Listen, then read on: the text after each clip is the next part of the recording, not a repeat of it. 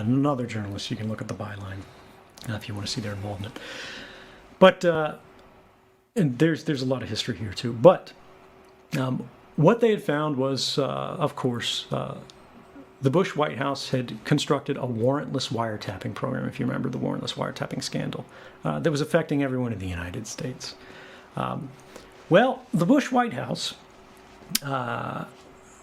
was really put in a difficult position by this scandal.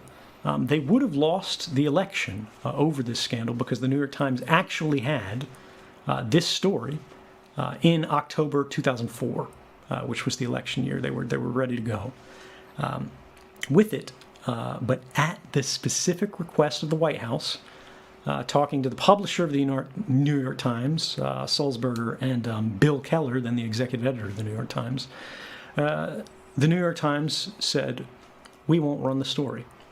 Because the president just said, if you run this story a month before the election, that's a very tight margin if you recall, you'll have blood on your hands. And it was so close to 2001, the New York Times just went, you know what, fine.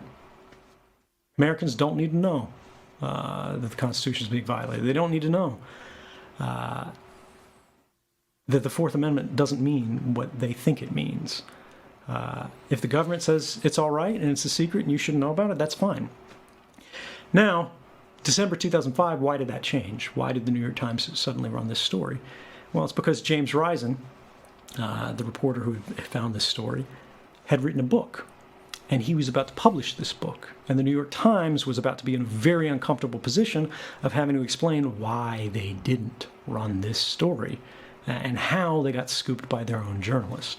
And so they finally did it, but it was too late. Bush had been reelected. And now it was sweeping up the broken glass of our lost rights. So Congress, the Bush White House was very effective in, as I said before, telling a very few select members of Congress that this program existed.